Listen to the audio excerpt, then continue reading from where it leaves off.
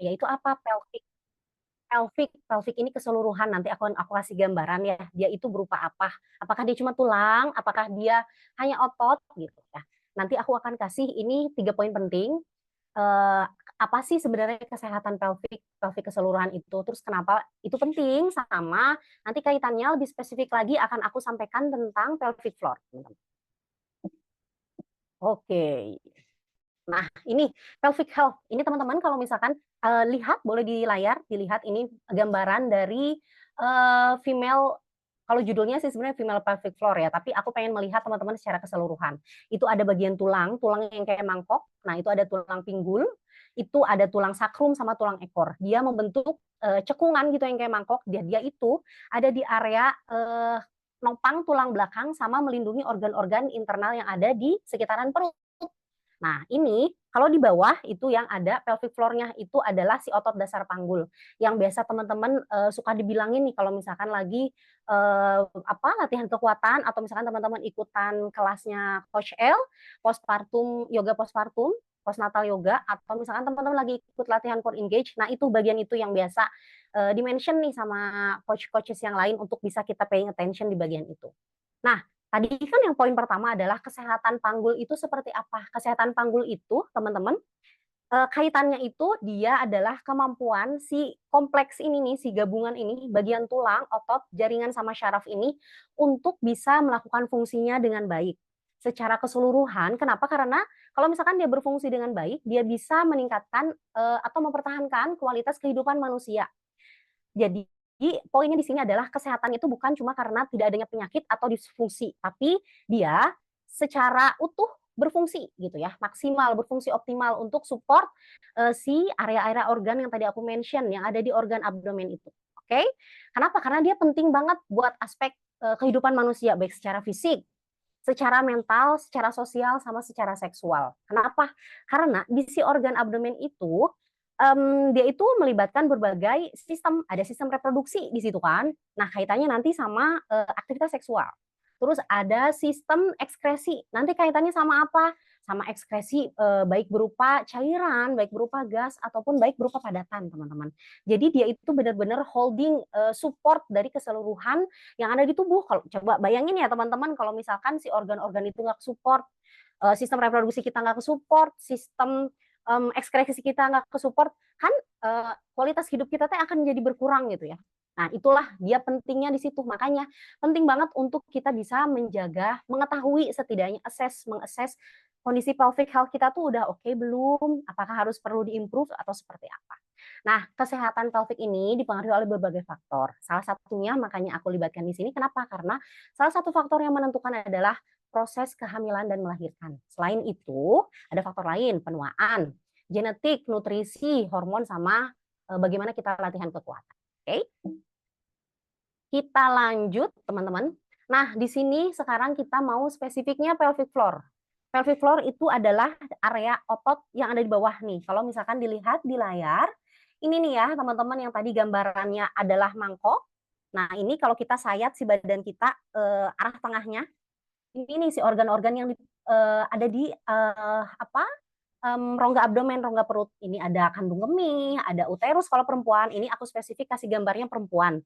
Tapi pelvic ada di laki-laki ataupun di perempuan ya. Pokoknya di manusia ada, cuman memang beda. Aku di sini spesifik untuk perempuan ya. Karena yang hamil dan melahirkan kan hanya perempuan.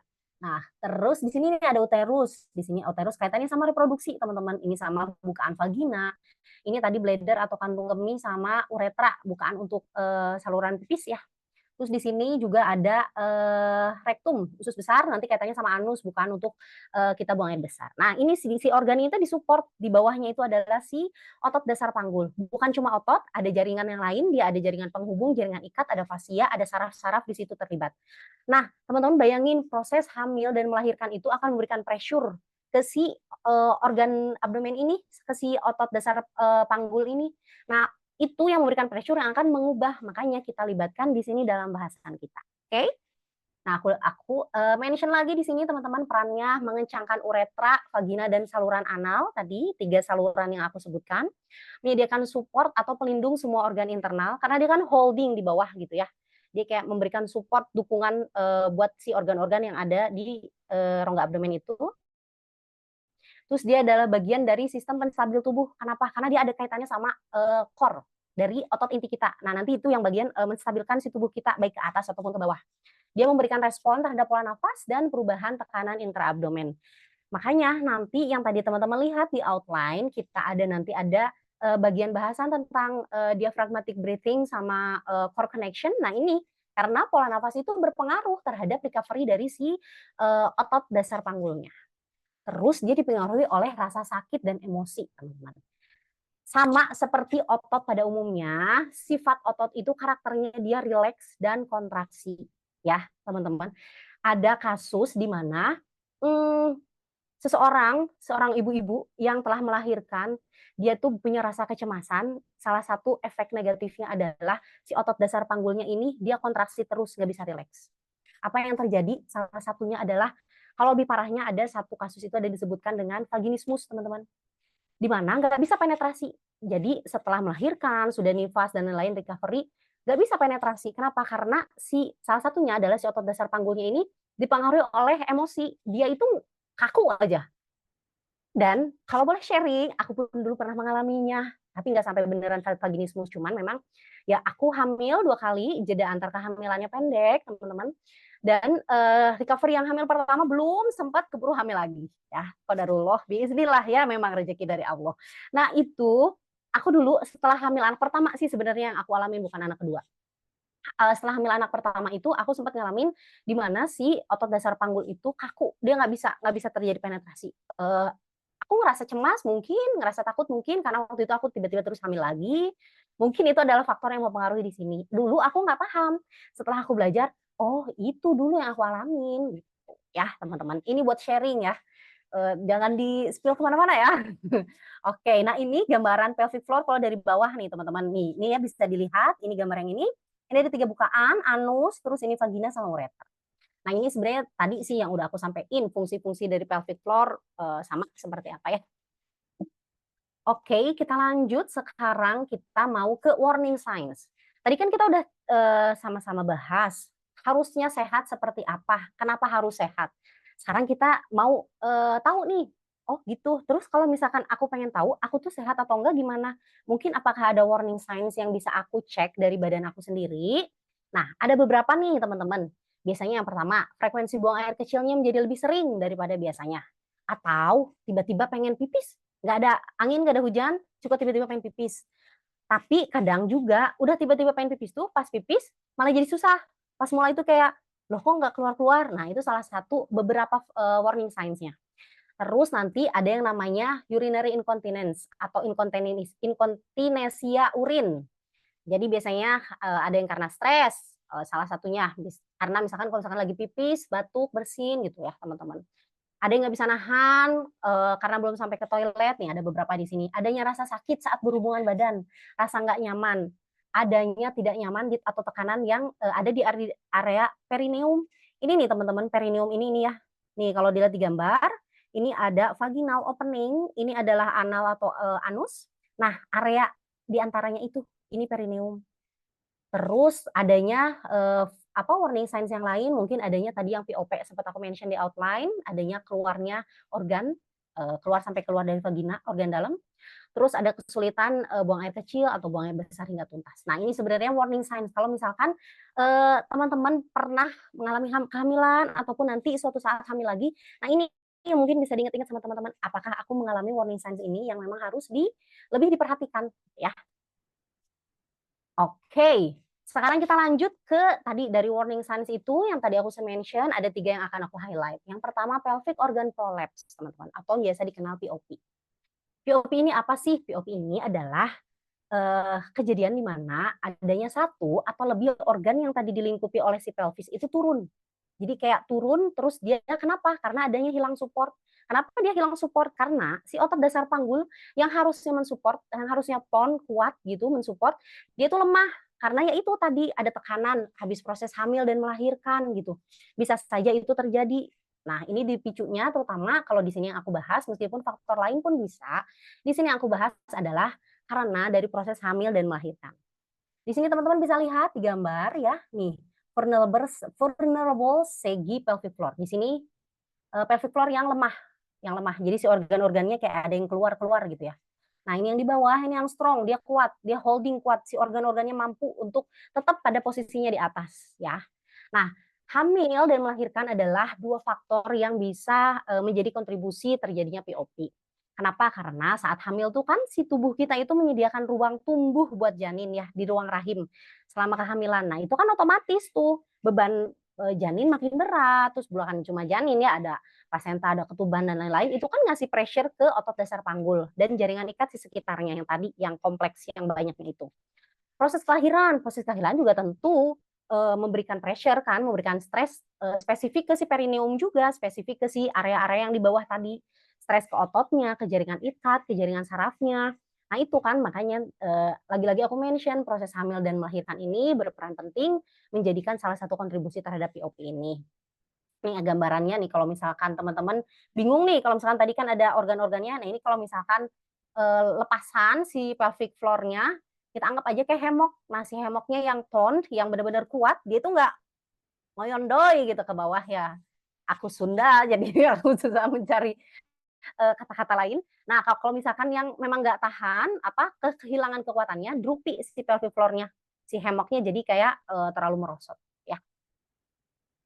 Oke gitu teman-teman. Nah ini untuk apa sekilas aja sih ini nggak akan aku highlight banyak-banyak. Cuman pelvic organ prolapse itu terjadinya berbagai stage teman-teman. Jadi nggak mungkin teman-teman ngerasain tapi kayaknya cuma sedikit atau ngerasain yang tapi mungkin ada kasus lain yang lebih besar. Nah karena apa? Karena stage-stage-nya terjadinya sangat variatif. Setiap kasus bisa berbagai macam kasus variasinya berbeda-beda.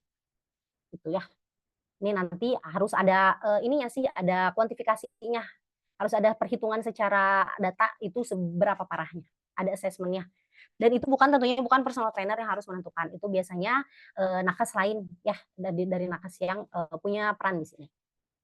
Nah, tadi untuk yang pertama kita udah belajar tentang POP. Di sini kita nggak akan yang benar-benar detail banget teman-teman ya, karena waktunya pun terbatas. Aku cuma berharap teman-teman bisa sharing sama-sama di sini, bisa dapat gambaran seperti apa, bisa connecting the dots-nya dari proses hamil melahirkan sampai harapannya bisa sering training kembali gitu ya. Ini yang kedua yang akan aku highlight adalah diastasis recti atau DR. Ini mah lebih familiar mungkin ya di teman-teman. Apa sih ini nih kalau misalkan lihat di gambar, si perut kita itu kan ada otot perutnya itu ada yang transverse abdominis, ada yang obliques di samping, ada rectus abdominis yang lebih tengah. Nah, kalau teman-teman lihat ada garis merah, ini ada jaringan penyambungnya, jaringan ikatnya ini linea alba. Nah, diastasis recti ini adalah terjadinya si linea albanya itu makin lama dia itu makin rileks, makin lembut sehingga membuat celah. Jadi dia itu kan ngegabungin antara otot ya, otot kanan dan otot kiri. Kalau dia lembek, lebih rileks. Nah, jadi ada celah, ada gap antara si otot kanan otot kiri. Dipicunya apa? Lagi-lagi salah satunya karena proses kehamilan, teman-teman. Kehamilan itu kan kita mengalami perubahan hormon yang banyak. Salah satunya yang paling penting terjadi di sini kaitannya dengan diastasis recti adalah eh, hormon relaksin. Dengan adanya hormon relaksin itu, si otot-otot, si badan kita itu menjadi lebih rileks. Si hormon itu mengaruh banget. Nah itu efeknya di sini. Kenapa dibutuhin? Kenapa ada si hormon itu?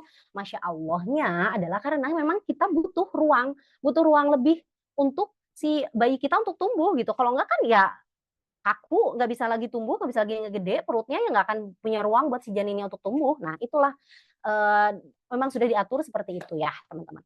Nah untuk di sini nih celahnya yang bisa terbentuk ini nanti tingkat keparahannya beda-beda. Harus di-assess dulu efek dari setelah melahirkannya seperti apa, keparahannya sejauh apa. Nah, nanti harus ada recovery-nya. Nanti akan harus evaluasi lagi berkala apakah progresif sudah lebih baik atau seperti apa.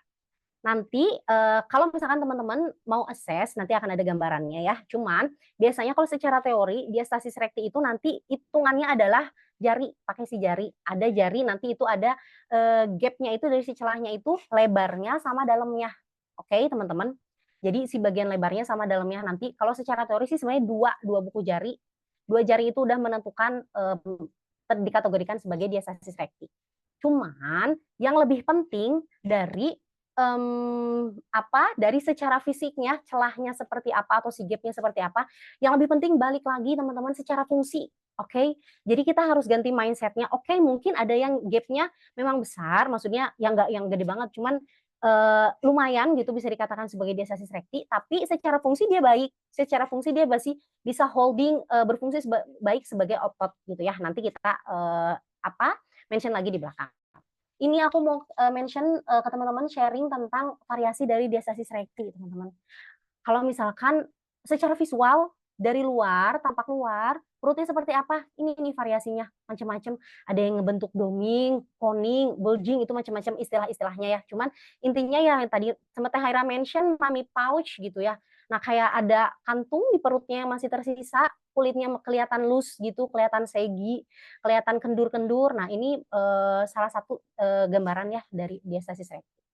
Variasinya kalau tadi kita lihat dari luar secara visual, perutnya seperti apa, ini kita beralih ke gambar selanjutnya, kita lihat variasinya kalau dari ototnya seperti apa. Ini nih yang gambar paling awal itu narrow atau normal. Nggak ada celah, nggak ada gap, ibu-ibu yang belum hamil, belum melahirkan, mungkin seperti ini ya. Nah, terus, kalau misalkan ada yang mengalami diastasis recti, ada berbagai variasinya. Ada yang dari, opennya dari bagian udel pusar sampai ke bawah dikit, ada yang di bawah pusar, ada yang di atas pusar, ada juga yang menyeluruh dari atas sampai bawah. Batasnya ini apa sih DR ini? Ini dari bawah tulang dada sampai di atas tulang pubis, tulang kemaluan. Nah, ini ya, di sini. Oke. Nah, DR ini sebenarnya nggak terjadi juga bukan hanya di wanita, bukan hanya di ibu hamil dan melahirkan. Tapi kalau teman-teman googling nih gambarnya diastasis recti, itu bisa jadi teman-teman dapat gambar bapak-bapak. Kenapa? Karena lagi-lagi si DR ini, kan secara prinsip karena ada tekanan ya ke si intraabdomennya itu. Nah, ke si abdomennya itu tekanan itu kan bukan cuma karena hamil dan melahirkan, tapi mungkin teman-teman kalau ngelihat tuh bodybuilder yang benar-benar bebannya udah sebegitu besarnya sampai dia harus ngasih pressure banget ke si abdomennya. Nah, itu juga banyak tuh yang kena juga diastasis recti. Ya, jadi bukan cuma ibu-ibu, laki-laki pun bisa kena. Terus keparahannya dari diastasis recti juga dipengaruhi oleh beberapa faktor. Genetika iya bisa, usia juga bisa, kan makin tua kita recovery-nya juga semakin nggak bisa bohong ya, semakin susah. Tapi nggak menutup kemungkinan loh, tetap kita nggak boleh putus asa. Oke, terus kehamilannya kehamilan keberapa? Apakah sebelumnya kehamilan yang sebelum-sebelumnya recovery-nya bagus atau jadi kayak menumpuk gitu ya? Masih banyak PR, itu kan bisa mempersulit juga ya, bisa memperparah kondisinya. Terus lebar sama dalamnya diastasis recti tadi yang si celahnya. Nah, ini teman-teman, aku mau kasih gambaran, kita di sini, karena terbatas, nggak ada sesi masing-masing satu-satu untuk ngecek ya teman-teman, harapannya mungkin kalau misalkan nanti kita ada sesi offline atau mungkin ada sesi yang lebih panjang spesifik untuk ini, kita bisa assessment bareng-bareng. Tapi kalau untuk ini aku mau kasih gambaran aja ya, ini secara umum gambarnya seperti apa, tadi ini ada summary-nya sebenarnya, untuk diastasis recti, ini nih. Jadi gini, kita posisi tiduran, supine position, tiduran terus kakinya ditekuk yang kayak teman-teman mau ngerjain glute bridge gitu, si kakinya ditekuk.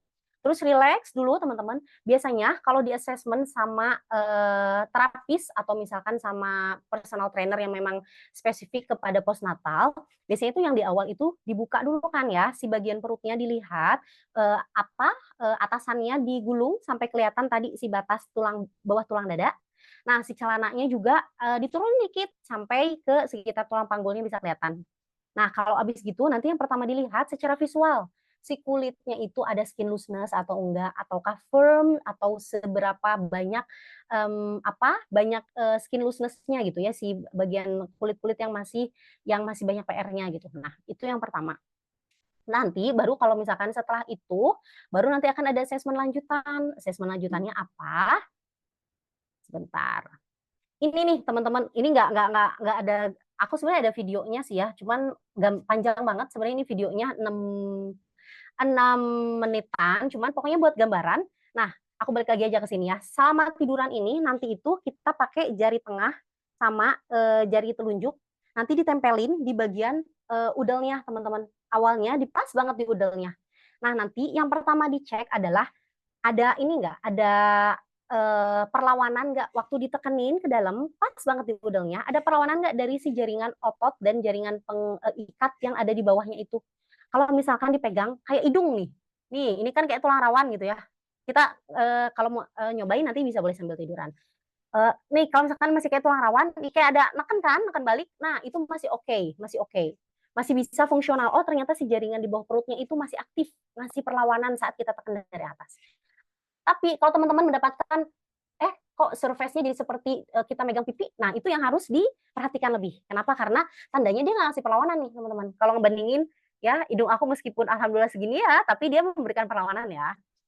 Oke, nah setelah kita tahu di si titik udelnya, di si titik pusarnya, kita boleh tuh turun jarak tiga jari ke bawah udel. Nah, ditekan terus teman-teman boleh sambil nanti di sini nih yang digambar ini, kepalanya agak naik sedikit, bahunya nggak usah ikut naik. Tapi kepalanya aja naik sedikit. Nah, sambil gitu, sambil nanti kita cari sama si jarinya ini yang dua ini. Jarak 3 jari, tapi cuma pakai 2 jari, jari tengah sama jari telunjuk. Nanti dilihat gapnya selebar apa dan sedalam apa. Oke, teman-teman. Nah, habis yang di bawah, yang tengah juga, terus yang di atas. Jadi jarak 3 pas banget di pusar, jarak 3 jari dari bawah pusar, dan jarak 3 jari dari atas pusar. Itu sekitarnya ya, jarak antara di bawah tulang dada sampai si tulang pubis yang tadi. Kenapa? Biar kita tahu gambarannya nih, si gapnya ada di mana aja. Apakah cuma di tengah, apakah dari atas dan tengah, apakah tengah ke bawah, ataukah menyeluruh dari atas sampai bawah ada. Dan nanti kita bisa record gitu. Oh kalau misalkan di atas tuh 1 jari, misalkan di bawah ada 2, oh ternyata di bawahnya paling bawahnya itu 3 jari dari pusar ada 2 juga misalkan. Nah itu bisa di-record ya teman-teman. Ini yang tadi aku mention saat kita assessment kepalanya itu jangan terlalu naik kayak crunch. Jadi bahunya nggak usah ikut naik, si kepalanya saja yang naik ya dikit gitu ya. Kalau misalkan itu nanti takutnya dapat hasil false assessment gitu. Jadi hasil yang salah, keliru gitu. Nah, ini tuh si diastasis recti assessment ini bisa dilakukan, berulang 2 sampai 3 minggu sekali nanti kalau misalkan sudah melahirkan. Sebenarnya lebih yakin biasanya ke nakes, ke bidan, misalkan teman-teman masih konsul, harusnya sih bidan atau bidan yang memang aware sama kesehatan pelvik, diastasis recti, postnatal recovery ini harusnya mereka paham ya. Jadi, PR-nya sih memang, untuk mencari nakes yang bisa support kita. Kita nih punya keluhan ini, dibantu yuk gitu, pengen, rehab dan recovery-nya lebih baik, lebih, cepat gitu. Cuman ya itu PR-nya mencari si nakes yang, bisa sesuai gitu ya. Tapi kalau misalkan mau teman-teman sambil self assessment juga bisa ya belajar gitu di rumah. Nanti dicatat per 2 minggu atau per 3 minggu itu apakah ada celah yang, recover lebih bagus atau enggak gitu ya. Ini bisa buat PR, setelah melahirkan apa aja yang harus dicek. Ini ada videonya sih nanti kalau misalkan ini teman-teman banyak sih sebenarnya videonya. Aku ngambil ini dari, Gone Strong, ini salah satu sertifikasi untuk, postnatal juga. Nah, tadi kita udah tahu tentang diastasis recti, problemnya seperti apa, terus assessment-nya seperti apa. Sekarang kita pengen tahu sih recovery-nya. Oh kalau gitu kalau misalkan ada masalah diastasis recti gitu, recovery-nya kayak gimana? Nah, ada beberapa hal yang memang harus kita utamakan. Cuman di sini aku mau highlight 4 ya, teman-teman. Yang pertama, kita harus membiasakan tubuh dengan postur yang baik dan netral. Nggak bisa 100% nih, kita nggak bisa benar-benar 100% oke posturnya, tapi kita tahu postur yang salah seperti apa, postur yang baik seperti apa. Kita usahakan terus ke postur yang baik. Sebagai ibu yang sudah melahirkan, tadi yang aku mention, kita punya anggota keluarga yang baru, kita kan suka gendong-gendong bayi tuh. Kadang secara sadar ataupun nggak sadar, jadi kayak gendong sebelah, cuci piring juga kayak kita menumpuk ke salah satu sisi. Nah itu mempengaruhi postur, mempengaruhi juga ke proses recovery dari diastasis recti-nya. Apakah memperlambat gitu, jadi tidak mensupport kepada proses diastasis recti recovery-nya itu, teman-teman. Yang kedua adalah dengan membangun koneksi antara otot inti sama otot dasar panggul. Karena yang itu tadi, yang kesatuan si otot panggul sama otot dasar, otot inti itu kan dia merupakan penstabil tubuh, penstabil gerakan, penstabil postur kita. Bagaimana kita bisa bergerak berdiri dengan baik posturnya, bagaimana kita bisa berjalan dengan postur yang baik, bagaimana kita bisa duduk dengan postur yang baik. Makanya harus ada koneksi antara si otot inti sama otot dasar panggulnya. Nanti aku, perjelas lagi nanti bahasan selanjutnya. Yang ketiga, secara progresif melatih otot abdomen. Di sini melatih otot abdomen bukan yang konvensional ataupun tradisional yang benar-benar ngasih tekanan ke intraabdomen. Itu justru salah. Yang harus diperhatikan adalah melatih si ototnya agar bisa berfungsi lagi dengan baik, bukan pengen munculin si abs-nya, bukan yang kayak gitu ya, teman-teman. Jadi kita pengen memberikan fungsi si abs-nya agar berfungsi lagi gitu ya. Terus kalau misalkan ternyata ada gambaran tadi sih si perut-perut yang bulging kayak kayak ada doming, kayak ada kayak apa tonjolan-tonjolan. Nah, itu dan nggak nyaman, malah bikin sakit itu sebenarnya harus dihentikan kalau misalkan teman-teman udah mulai latihan kekuatan ya. Kalau misalkan belum tahu tuh sudah latihan kekuatan sebenarnya itu harus kayak step back, kita ambil langkah mundur dulu, kita recovery dulu, kita perbaiki dulu. Oke? Biar si prosesnya itu benar-benar bisa optimal, biar ke depannya latihan kita lebih nyaman, terus kita juga nggak mengalami apa warning signs ke depannya. Oke, nah 2 tadi POP yang tadi organ turun, terus dia sensitivity. Sekarang yang ketiga yang ingin aku highlight dari efek negatif proses kehamilan dan melahirkan adalah leaking incontinence. Leaking incontinence atau inkontinesia ini kalau bahasa Indonesianya, dia itu biasanya kita tahu sebagai aduh kebelet pipis, terutama misalkan lagi batuk, lagi bersin, atau lagi ketawa sama teman-teman gitu. Ibu-ibu lagi kumpul, ketawa tapi itu ternyata sedikit gitu ya. Nah, itu kan sebenarnya salah satu hal yang menjadikan motivasi aku adalah biasanya ini dinormalisasi teman-teman ya di lingkungan kita. Biarin udah ibu-ibu mah emang udah turun mesin gitu ya. Ih, itu adalah hal yang memotivasi aku. Dulu waktu aku interview certified fitness trainer, aku bilang itu adalah salah satu hal yang memotivasi aku. Kenapa? Karena aku nggak mau orang-orang lingkungan masyarakat ini menormalisasi, udah ibu-ibu mah wajar turun mesin. Enggak mau. Kita ingin punya mesin yang upgraded, mesin yang bisa mensupport kualitas hidup kita. Enak aja gitu. Maksudnya kenapa kita nggak bisa itu ya teman-teman di sini. Makanya yang aku highlight di sini adalah inkontinesia. Inkontinesia ini biasanya ibu-ibu tuh jadi malu, nggak mau kalau misalkan ngalamin, nggak mau bilang, nggak mau nyari nakes yang bisa mensupport gitu, nggak bilang kayak jadi aib gitu ya. Padahal ngapain sih gitu? Mendingan kita korbankan rasa malu kita karena ngerasa ini aib dengan memberikan treatment recovery yang baik, tapi kedepannya sampai akhir hayat kita punya kualitas hidup yang lebih baik gitu kan ya teman-teman. Karena kenapa? Karena meskipun memang normal sih normal terjadi di postpartum, tapi kalaupun ternyata kejadian, ya diperbaikilah gitu, nggak cuma dibiarkan meskipun itu normal gitu ya. Nah, ini teman-teman, kalau aku, mention lagi ini kaitannya sama apa, sama kemampuan si otot dasar panggul yang tadi, yang kayak hammock itu, untuk nggak bisa berfungsi dengan baik. Makanya ini salah satu disfungsi yang terjadi. Dia itu jadi nggak bisa support, biasanya selain teman-teman kayak pengen kebelet pipis, ngecerit dikit-dikit, biasanya itu ada gejala lain yang muncul, lower back pain, sakit tuh si punggungnya, hip pain, pinggulnya sakit, sakit bokong, atau sakit di area dekat-dekat di kemaluan itu. Nah, biasanya itu kalau misalkan teman-teman ngerasa ada banyak gejala atau faktor ini yang muncul, nah bisa jadi itu juga adalah hal yang harus kita perhatikan lebih ya sebelum kita latihan kekuatan yang apalagi nambahin beban, nambahin beban. Nah ini nih di sini teman-teman, aku mau mention lagi, otot dasar panggul itu adalah otot seperti otot pada umumnya dia punya prinsip, dia bisa berelaksasi, rileks, dia juga bisa berkontraksi. Nah, kalau misalkan leaking incontinence itu adalah, kenapa? Karena dia itu nggak bisa berkontraksi dengan baik, dia nggak bisa rileks. Jadi ada 2 kasus, dia kontraksi terus, dia nggak bisa rileks, kayak tadi kasus yang pertama yang nggak bisa penetrasi seksual juga, atau dia terlalu rileks, dia nggak bisa kontraksi. Nah itu dua-dua kasus, 2 kasus yang bisa terjadi. Jadi terlalu kontraksi, terlalu contract itu juga nggak beres, terlalu rileks juga nggak beres. Kenapa? Karena si otot bisa kontraksi, kalau dia rileks, dia bisa rileks, kalau dia sebelumnya kontraksi. Jadi kalau dia nggak bisa kontraksi atau nggak bisa relaksasi salah satunya, maka dia nggak bisa berfungsi sebagai otot optimal gitu. Bayangin nih teman-teman ya, kalau otot dasar panggul nggak kelihatan ya, nggak kebayang, bayangin teman-teman nih bicep. Bicep teman-teman itu, ini ya, ini kan bicepnya posisi rileks. Ini bicepnya posisi kontraksi. Kalau bayangin teman-teman bicepnya kontraksi terus, kan nggak nyaman ya jalan sehari-hari bicepnya nggak bisa dilurusin gitu. Kalau misalkan atau rileks terus nggak bisa diiniin ya kan nggak bisa latihan juga. Nah itu si fungsi otot itu yang kita inginkan, yang kita ingin recovery lagi dari si otot dasar panggul, kemampuan dia untuk bisa kontraksi, untuk bisa relaksasi, untuk bisa berfungsi dengan baik ya, untuk bisa support si organ-organ internalnya. Nah, di sini kalau misalkan teman-teman punya keluhan yang memang kaitannya sama inkontinensia, ke personal trainer itu kurang tepat. Kenapa? Nanti kita dikira lompat pagar.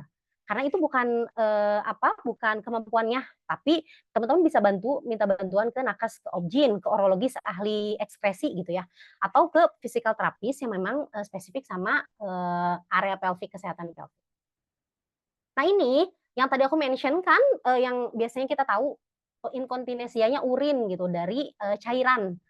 Tapi sebenarnya bukan cuma urin, teman-teman kalau misalkan ada kasusnya yang lebih yang lain variasinya lain, bisa inkontinensianya itu berupa padatan. Jadi dia pupnya itu nggak bisa ditahan atau berupa gas flatal incontinence itu berupa ya kentut gitu, kentutnya nggak bisa ditahan. Jadi ya semua lubang pengeluaran ekskresi dengan segala jenis pengeluarannya juga bisa menjadi kasus inkontinensia di sini teman-teman.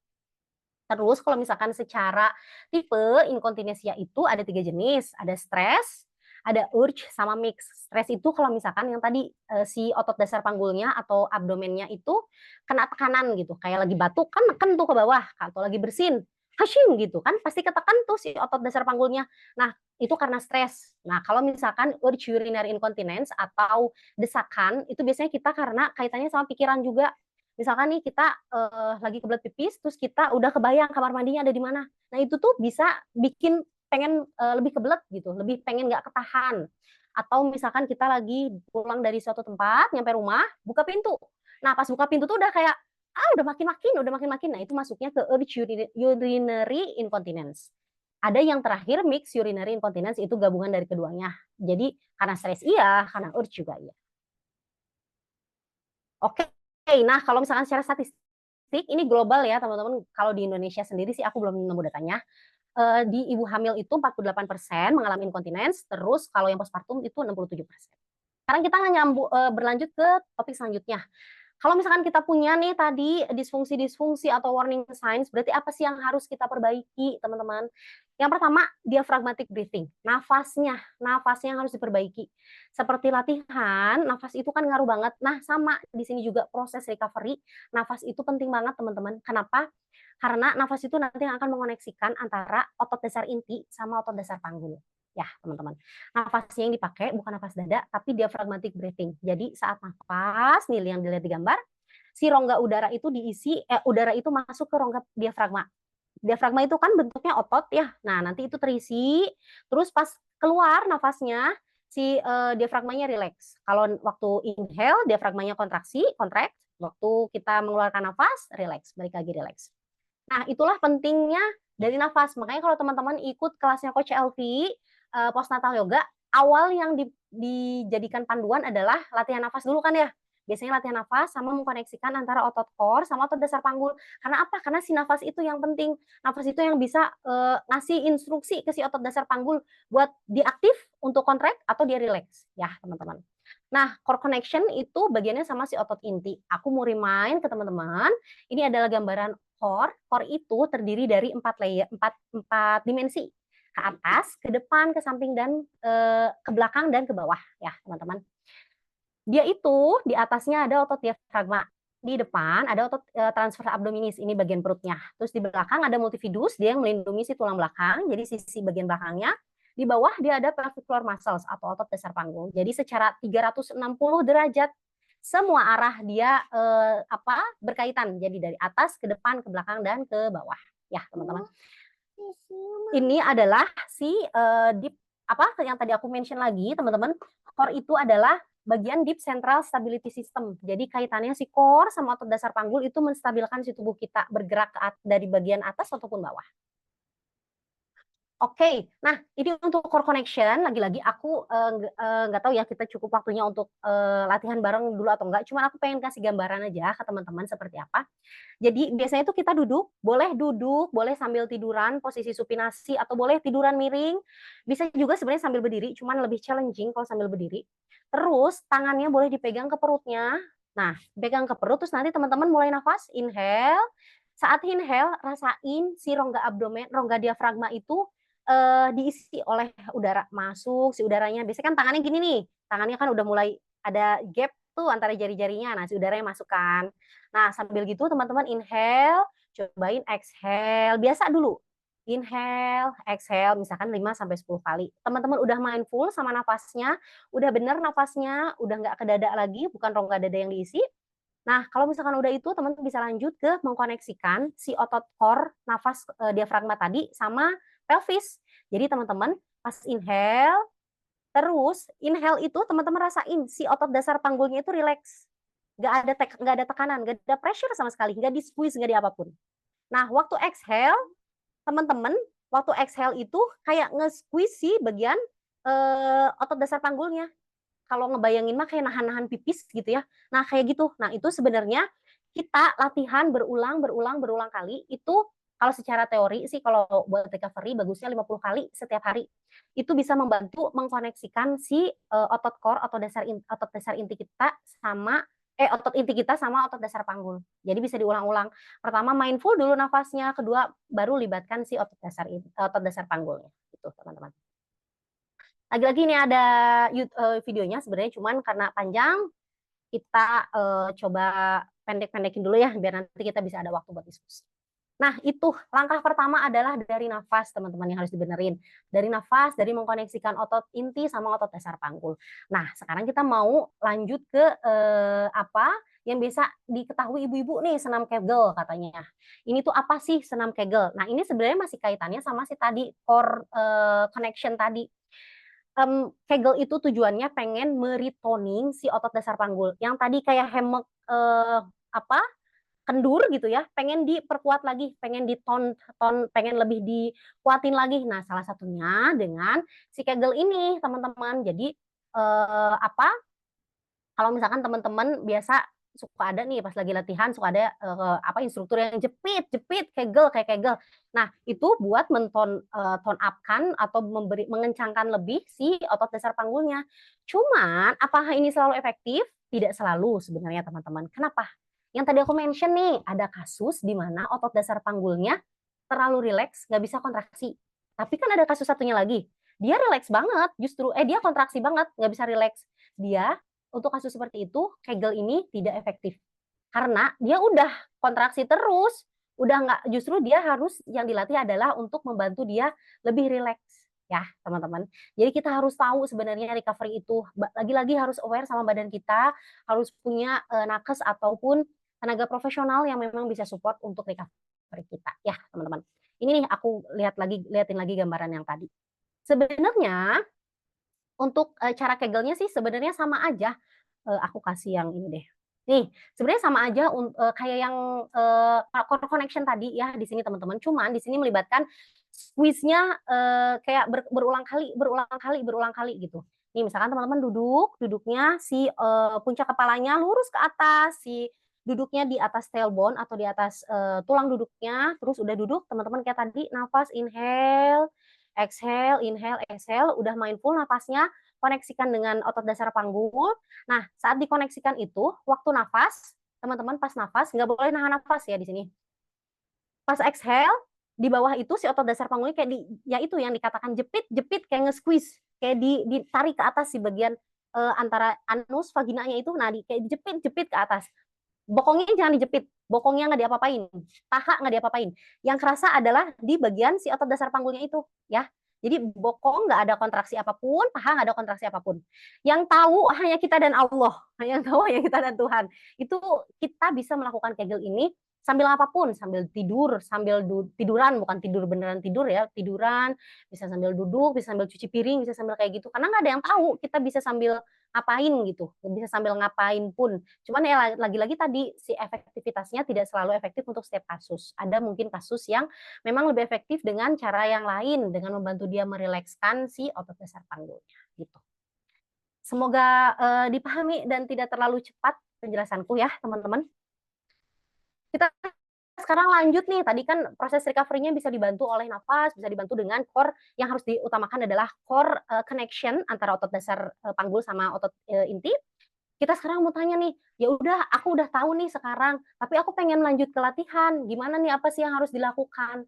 Harus diingat teman-teman, proses hamil dan melahirkan itu lama, jadi nggak usah buru-buru pengen, langsung, apa, kembali lagi ke rutinitas, latihan kekuatan yang kayak dulu-dulu, yang bebannya mungkin berat-berat dan lain-lain. Lagi-lagi PR-nya harus dikerjain satu-satu, PR fisik, PR mental, itu yang harus dikerjain dulu satu-satu ya teman-teman. Meskipun memang, ya balik lagi ya emosi, omongan dari samping-samping itu yang bisa jadi support, apa ya, jadi kayak motivasi dalam, arti lain, pengen buru-buru balik lagi berat badannya, pengen buru-buru bisa, punya rutinitas kayak dulu karena dengan latihan kekuatan itu ngasih, apa, energi ataupun ngasih kesenangan tersendiri untuk kita, ya nggak apa-apa sebenarnya ya teman-teman. Cuman ada baiknya kita tahu tahapan-tahapannya seperti apa, jangan langsung balik lagi ke kayak dulu. Kenapa? Karena kita harus memberikan waktu yang cukup untuk tubuh kita recovery dan adaptasi lagi ya. Jadi sama prinsip progresifnya juga harus dipakai di sini ya. Biasanya kalau secara umum, kalau misalkan lahirannya per vaginam itu 6 minggu recovery baru kita boleh latihan lagi. Tapi kalau sesar akan lebih lama, dia butuh waktu 3 bulan postpartum. Kenapa teman-teman? Karena kalau sesar itu kan yang di black itu 7 lapis ya teman-teman, itu akan butuh recovery yang lebih lagi sebenarnya. Kenapa? Meskipun secara mungkin, ya nggak dijahit bawahnya atau dan lain-lain, tapi ya itu tetap butuh, karena kaitannya nanti sama si abdomen juga, kaitannya sama otot-otot ataupun jaringan yang terlibat di situ ya. Kalau misalkan boleh kita bisa mengkategorikannya menjadi 3 fase. Yang pertama fase rehab dan pemulihan. Ini boleh dilakukan 0 sampai 6 minggu pertama. Kenapa kita balik lagi nih pemulihannya fisik iya, psikis iya, secara mental ya teman-teman. Yang apa yang boleh dilakukan? Stretching dulu aja, peregangan, latihan aktivasi otot inti, kayak nafas-nafas tadi itu udah boleh di sini ya. Connection breath, and pelvic floor exercise. Nah yang tadi itu udah boleh dilakukan di 6 minggu pertama. Terus teman-teman bisa meminimalisasi rasa sakit, dengan bangun aja dulu main muscle connection-nya di sini ya. Terus baru nanti kita masuk ke tahap kedua, fase kedua kembali memulai latihan di 7 sampai 16 minggu. Tapi di sini dengan catatan ini 3 fase ini adalah, meskipun di sini ada catatan boleh strength training, tapi strength training-nya nggak semua gerakan teman-teman ya. Nggak semua gerakan, terutama gerakan-gerakan yang memberikan, pressure atau tekanan ke intra-abdomen atau ke abdomen itu nggak boleh. Kalau misalkan kayak bicep curl itu udah boleh sebenarnya teman-teman, tentu dengan beban yang ringan aja. Maininnya di set, maininnya di repetisi aja ya di sini. Terus boleh dipilih jenis-jenis gerakan yang memang kaitannya mirip-mirip tuh sama aktivitas-aktivitas ibu postpartum, kayak gendong bayi atau ngangkat stroller atau misalkan nyimpen bayi ke box atau, masang car seat di mobil. Nah, gerakan-gerakan yang fungsional yang lebih kaitannya bisa support aktivitas, hari-hari seorang ibu postpartum. Nanti abis itu baru kita masuk ke fase 3 prime and prepare, di mana nanti di situ fungsi tubuhnya udah lebih baik. Sebenarnya ini gambaran 3 fase, nanti akan ada fase lain, kategori fase lain yang bisa jadi gambaran juga untuk teman-teman. Aku ngasih tahu jenis-jenis olahraganya yang boleh. Oke, tapi, ini fase sekian minggu, ini nggak saklek ya teman-teman, akan kembali lagi ke setiap kasus, akan kembali lagi ke setiap individu. Tubuh kita itu unik, perjalanan hidup kita itu unik, jadi nggak ada patokan bener-bener plek ketiplek sekian minggu, ini cuma gambaran aja, ya teman-teman. Kita lanjut, oh ada satu quote, "You can't rush tissue repair and healing, but you can slow it down by doing too much too soon." Jadi kita itu nggak bisa ngeburu-buru si recovery jaringan atau nge-recovery tubuh kita, tapi kita bisa memperlambatnya dengan melakukan, latihan terlalu dini gitu. Justru kalau misalkan teman-teman, "Ah, aku pengen cepet-cepet balik," tapi itu malah bisa jadi bumerang buat kita. Kenapa? Karena recovery-nya malah jadi lebih susah, malah jadi lebih nambah PR lagi gitu ya, teman-teman. Sayang kan kalau misalkan malah jadi nambah PR. Nah, ini ada tiga precaution atau 3 ancang-ancang yang bisa teman-teman pegang. Kapan kita udah boleh latihan kekuatan? Go, kalau misalkan dari Obgyn sudah diberikan lampu hijau.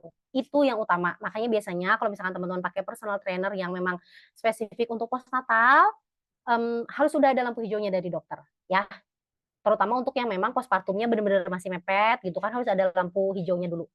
Terus teman-teman harus mencari latihan yang memang bikin nyaman, bikin bahagia, ngasih bukannya bikin badan makin lelah gitu ya, tapi yang memberikan rasa nyaman, memberikan rasa apa ya, kayak, "Oh aku semakin optimis bisa kembali lagi seperti dulu," gitu ya.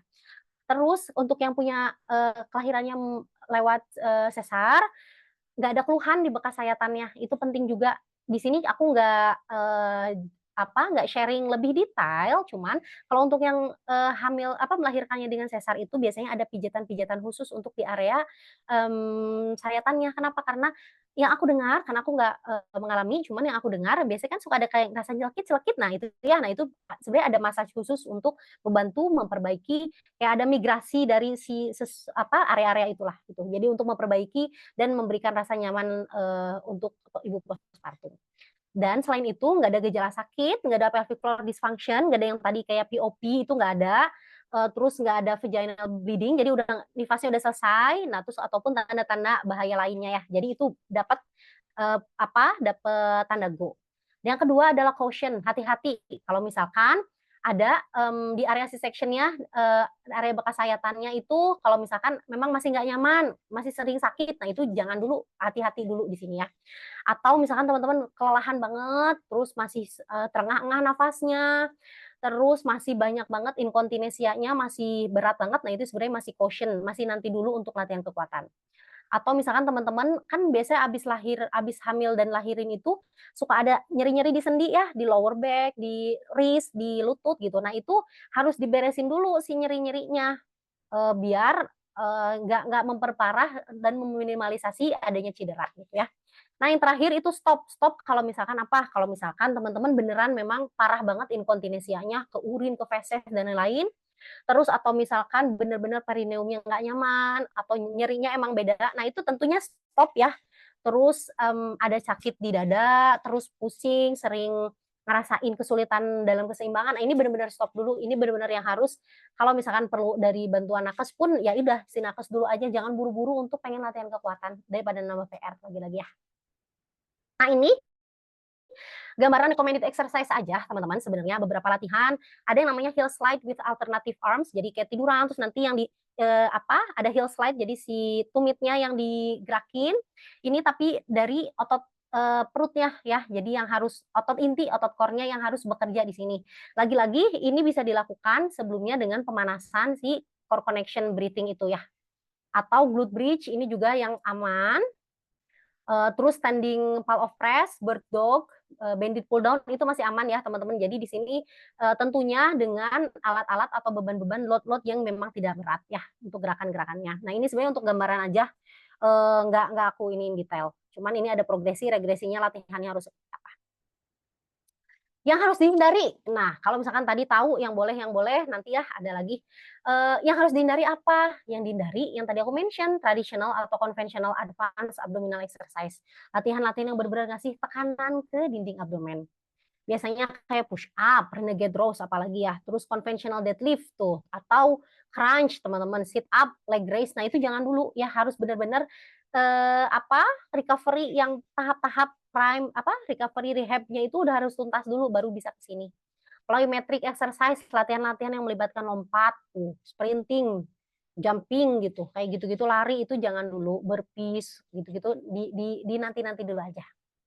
Terus jangan, pengen buru-buru latihan dengan intens, nggak usah terburu-buru mau kemana toh kita juga bukan, nggak diburu-buru, nggak dikejar waktu, nggak diburu-buru sama apapun. Jadi ya santai aja nikmati prosesnya, bener-bener aware sama tubuh kita, sinyalnya bener-bener dibaca seperti apa. Terus exercise that cause pain, jangan lakuin latihan-latihan yang justru bener-bener kita aware itu memberikan sakit ke kita, itu nggak boleh. Yang terakhir, trust your gut. Jadi kita tuh pasti sih sebenarnya kadang meskipun kita bohongin diri kita sendiri, padahal tubuh kita ngasih sinyal, tapi kita tuh nggak mau, "Ah enggak kok, aku oke, aku bisa." Padahal kita tuh si tubuhnya ngasih sinyal. Nah itu, kita harus, eee, mendengarkan tubuh kita ya. Jadi harus lebih sayang lagi ke tubuh kita dengan kita mendengarkan juga tubuh kita seperti apa. Satu quote lagi, function first before any intense exercise. Jadi sebelum kita pengen mengintenskan latihan kita, harus berfungsi aja dulu. Berfungsi biar kita punya hidup yang jauh lebih berkualitas gitu. Oke, nah ini yang tadi ya yang aku mau sampaikan lagi, secara spesifik latihan kekuatannya kalau kurang dari 40 hari, bisa latihan nafas, kegel, pelvic lift itu masih udah boleh. Jalan kaki juga misalkan bawa bayi pakai stroller gitu udah boleh. Kalau misalkan lebih dari 40 hari, kalau untuk lahirannya per vaginam atau lebih dari 12 minggu, itu udah mulai boleh assessment DR yang berkala ya, sama core fix untuk memperbaiki si core-nya. Latihan jalannya juga boleh dilanjutin. Nah, nanti kalau misalkan core fix-nya udah beres, core-nya sudah dipulihkan, boleh tuh nambah lagi ke easy yoga. Aduh, ini tipe-tipe ya. Yin yoga, power yoga, LIT itu udah eh, apa pilates itu udah boleh, easy jogging yang tipis-tipis gitu udah boleh, sepedaan udah boleh. Nah, kalau udah bener-bener tuh recovery-nya udah oke, udah mantap, udah assessment-nya juga dari personal trainer-nya udah oke, atau misalkan dari terapis udah oke, atau dari objin juga sudah oke, teman-teman, boleh lanjut ke latihan-latihan yang lebih intens, misalkan zumba, suspension training, cardio boxing yang benar-benar ngasih intensitas yang melibatkan latihan-latihan lompat, lari dan lain-lain. Ya, begitu teman-teman sharing dari aku. Ini ada beberapa resource yang bisa dibaca. Ada aku dari Gorgon Strong, ada dari Cleveland Clinic, tentunya dari APKI juga ya, karena aku ambil workshopnya juga dari situ. Ya, begitu teman-teman sharing dari aku. Oke, terima kasih Coach Zara. Luar biasa loh, kita langsung berasa dapat kuliah nih. Berapa SKS lengkap sekali. Dari mulai anatomi, fisiologi ya kan, udah berasa kita kuliah sama Bu dosen. Ini setuju nggak teman-teman? Kita berasa dikasih ilmu mahal, ini mahal. Apa namanya? First-nya ini kalau mau ikutan luar biasa. Kita dikasih ilmu gratis nih di sini di Listin. Terima kasih. Mudah-mudahan Sobat Listin semua bisa menangkap penjelasan semua dari Coach Darah tadi. Gitu ya. Apakah ada pertanyaan?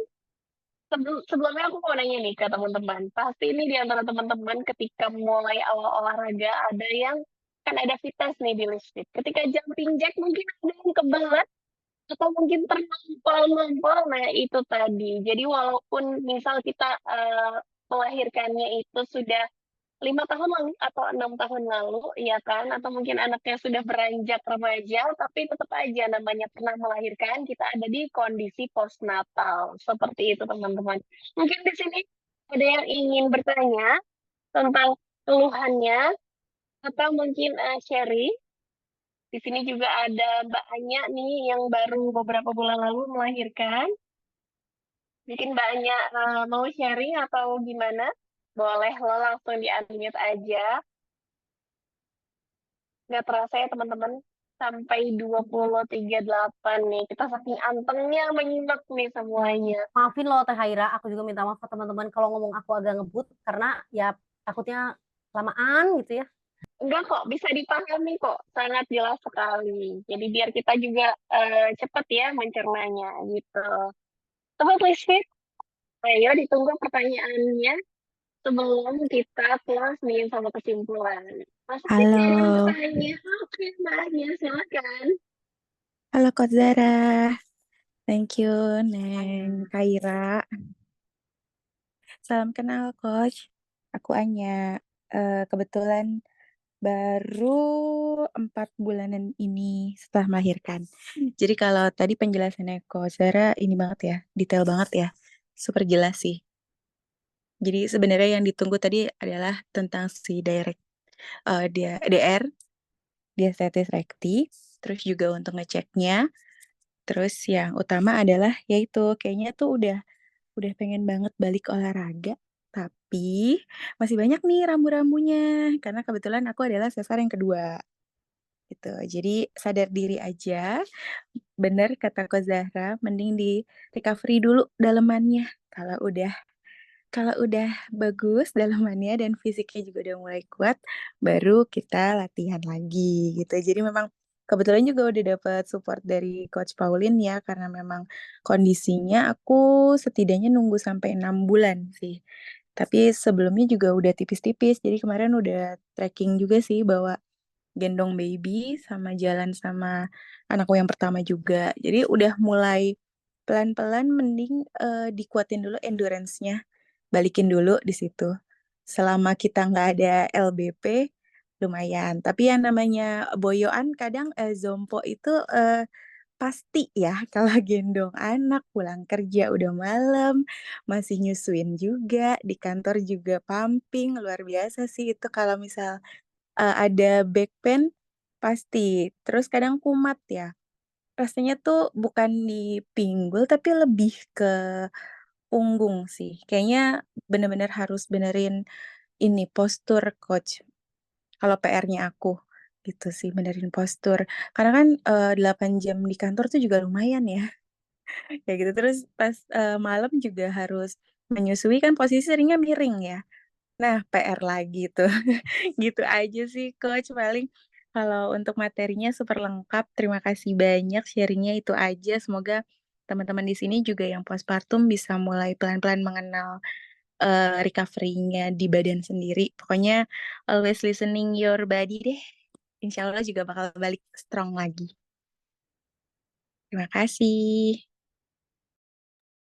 Sama-sama, makasih Mbaknya. Mungkin ada tanggapan nih dari Coach Zara. Luar biasa loh ini Mbaknya beberapa waktu lalu habis trekking bawa bayi naik gunung. Keren, udah strong ya. Oke, Coach Zara.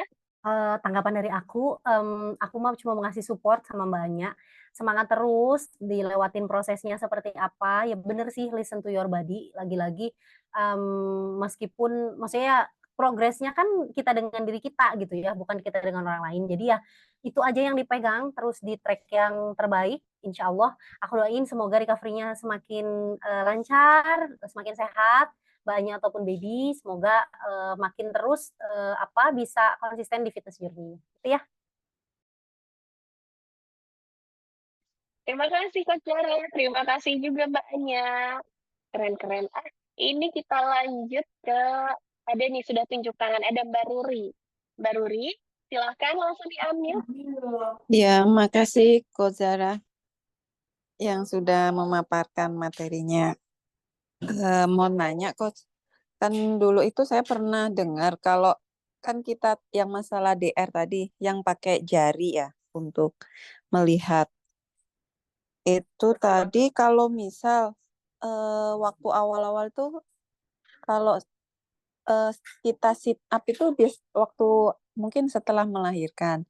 Nah, kalau sit up itu bisa memperlebar apa yang lubangnya itu ya. Nah, kalau misal sudah beberapa bulan dari pasca melahirkan, apakah sit up itu juga membuat semakin melebar kayak gitu. Terus kemudian kalau yang kedua, ada nggak sih efeknya kalau biasanya kan pasca melahirkan kita kayak pakai kayak korset untuk biar perutnya kenceng ya. Nah, itu ada nggak sih efeknya buat ngecilin yang tadi yang DR itu? Makasih, Coach. Oke, baru aman kah? Aku koneksinya masih aman? Aman Coach. Lanjut. Kalau untuk kaitannya sama tadi sit up atau tadi crunch gitu-gitu emang sebenarnya itu dihindari dulu ya kalau untuk di awal-awal juga terutama kalau memang masih punya DR yang memang dikategorikan perlu recovery gitu. Kenapa? Karena ya itu tadi dia ngasih pressure, ngasih tekanan lebih ke si intraabdomennya lagi, justru malah akan memperparah si celahnya makin lebar atau juga meskipun tidak makin lebar tapi bisa juga menghambat proses recovery-nya gitu ya. Jadi kalau untuk lebih tahu apakah kalau misalkan kita udah latihan, maksudnya postpartumnya udah lama, maksudnya lahirannya udah lama, kita kan masih di fase postpartum ya. Cuman lahirannya udah lama tapi kita belum pernah postpartum recovery dulu sebelumnya keburu strength training, apakah jadi lebih parah si celahnya? Tiap kasus akan beda, cuman saran dari aku tetap aja sih kalaupun kita sudah ke strength training ada baiknya kita nggak usah mundur kebalik lagi kayak bener-bener postnatal yang dari awal ya yang cuma nafas aja atau jalan enggak apa-apa cuman tetap aja bisa kita sambilkan juga kita bisa selipin lagi tuh si program-program core fix-nya juga jadi kalaupun ternyata teman-teman udah keburu sering training ya udah nggak apa-apa cuman dengan tahu jadi teman-teman juga bisa nambahkan si core fix-nya itu gitu. Jadi kalaupun bisa sejalan meskipun mungkin masih ada PR gitu ya, tapi ya toh kita bisa menyeimbangkan PR yang tambahan dari strength training yang terburu-buru ini dengan si core fix. Jadi intinya nggak apa-apa, nggak ada yang telat, kapanpun selama kita masih postpartum, berarti tandanya selama kita masih hidup, nggak apa-apa, masih bisa dilakukan si postpartum recovery ini, gitu ya.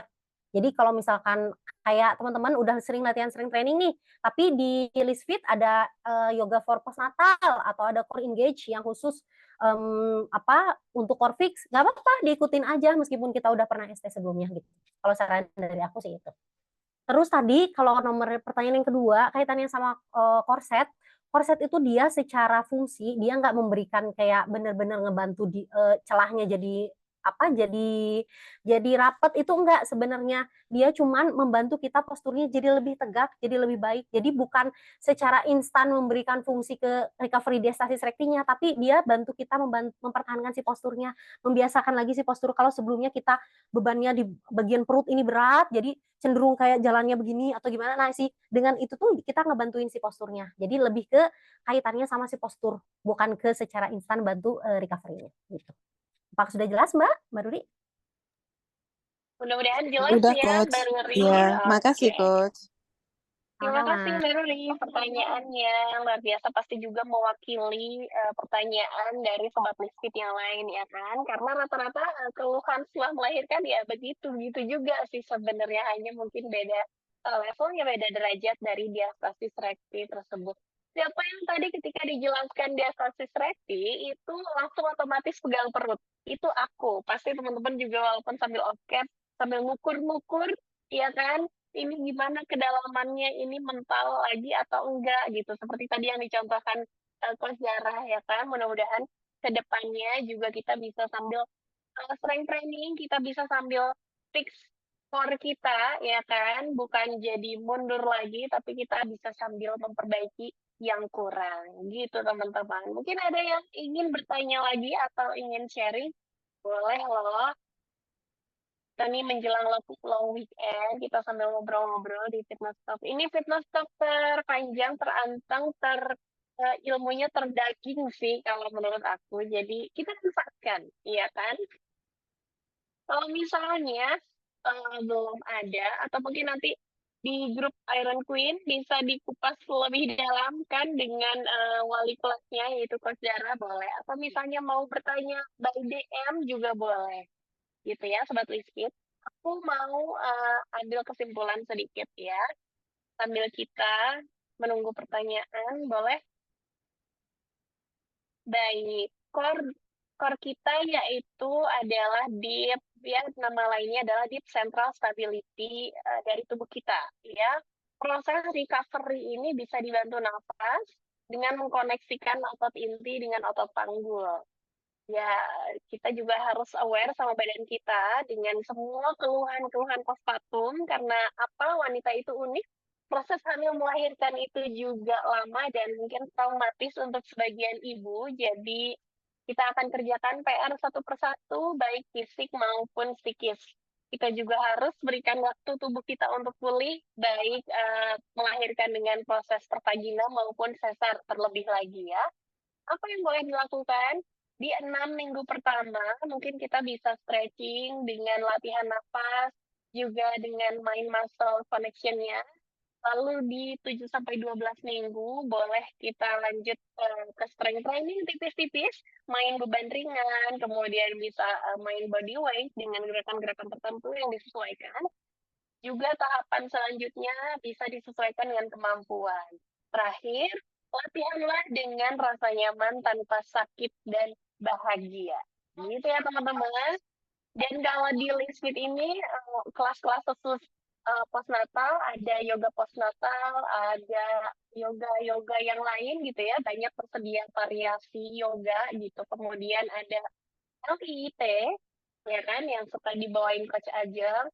Juga mungkin yang baru melahirkan bisa ikut kelas beginner dulu ya kan sebelum ke intermediate. Itu ya teman-teman, jadi semua butuh proses dari awal lagi gitu. Semangat untuk semuanya. Terima kasih yang sudah hadir. Coach Zara, terima kasih atas ilmu dan penjelasannya. Semoga semua bahagia ya, semakin positif ke depannya untuk lebih semangat lagi latihan kekuatannya demi diri kita dan demi keluarga kita, ya kan?